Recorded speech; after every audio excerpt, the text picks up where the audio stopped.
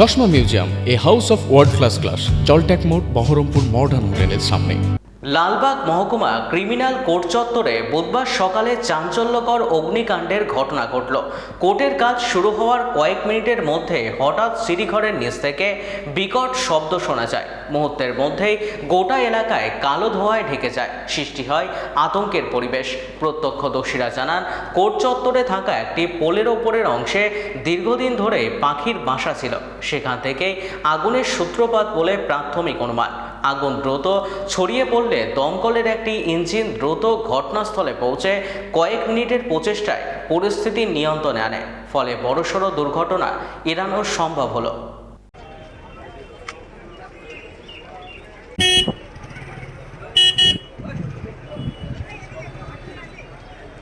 আমাদের কোর্টে দীর্ঘদিন ধরে এই সমস্যা চলছে।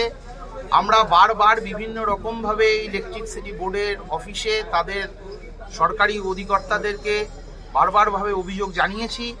তারা আমাদের কোনো রকম কোনো অভিযোগ শোনেনি। আমরা আমাদের এসিএম সাহেব, এডিজে সাহেবের মাধ্যমে ডিস্ট্রিক্ট জাজ সাহেবকেও জানিয়েছি। তারাও আমাদের কোনো রকম কোনো অভিযোগ কর্ণপাত করেননি। দীর্ঘদিনের এরকমভাবে দীর্ঘদিন ধরেই বারবার করে চলছে। এর আগেও বিভিন্ন রকম ঘটনা ঘটেছে। আজকেও এত বড় ঘটনা ঘটলো। এই ঘটনা ঘটার আগেও আমরা অনেকবার এই অভিযোগ জানিয়েছি এবং এখানে ট্রান্সফরমার যাতে বসাতে হয় সেই ব্যাপারেও বলেছি, কিন্তু কোনো রকম কেউ কর্ণপাত করেনি। ডিপার্টমেন্ট থেকেও বলা হয়েছে অনেকবার, আমরা চিঠি মারফত পাঠিয়েছি, সেই ব্যাপারেও কোনো কর্ণপাত করেনি। আজকে এত বড় ঘটনা ঘটে যাওয়ার পরে যে কোনো রকমভাবে রেকর্ড রুমে আগুন ধরে যেতে পারত। আমাদের উকিলবাবু যারা আছে, আমাদের বার মেম্বার যারা আছে, যে কোনো জায়গায় আগুন লেগে একটা বড়সড় অ্যাক্সিডেন্টের ঘটনা ঘটতে পারে। আমরা এই ব্যাপারে এডিজে সাহেবকে দীর্ঘদিন ধরে বলেছি।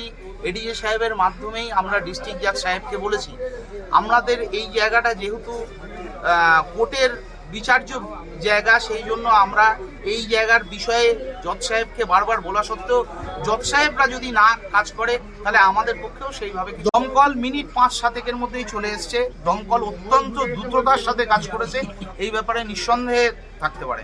দমকলের দ্রুততার কাজ করার জন্য আজকে এই জায়গাটা কোনো বড়সড় অগ্নিকাণ্ডর হাত থেকে বাঁচা গেছে। নাম অ্যাডভোকেট সব্যসাচী দত্ত।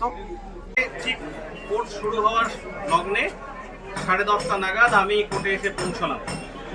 পৌঁছেই দেখি যে দমকল বাহিনী এসে এখানে জল দেওয়ার চেষ্টা করছে আগুন লাগা জায়গায়। পরিস্থিতি যেটা বলার সেটা হচ্ছে এই যে আমরা 1996 সালের 16 আগস্ট তারিখে এই কোর্ট বিল্ডিংয়ে অনারেবল জাস্টিস মুকুল গোপাল মুখোপাধ্যায়ের অনুরোধ মতো এখানে অন্যান্য কোর্ট বিল্ডিং ছেড়ে আমরা এখানে এসেছিলাম এবং তিনি আমাদের জানিয়েছিলেন যে খুব অল্প সময়ের মধ্যে এখানে একটা কম্পোজিট কোর্ট বিল্ডিং হবে, যেটা বিজ্ঞানসম্মতভাবে হবে।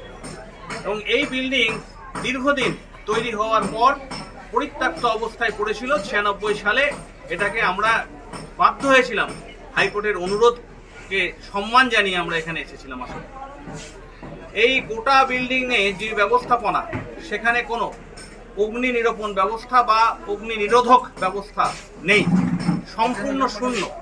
কোথাও কোনো ফায়ার ব্রিগেডের কোনো অনুমোদন নেই। এখানে 4 তলা বিল্ডিং হয়েছে, পিডব্লিউডি করেছে, বাস্তবে কোনো অগ্নি নিরাপদ ব্যবস্থা বা আগুন নেভাবার কোনো ব্যবস্থাপনা এখানে কোনো বিল্ডিংয়ে কোনোভাবেই নেই।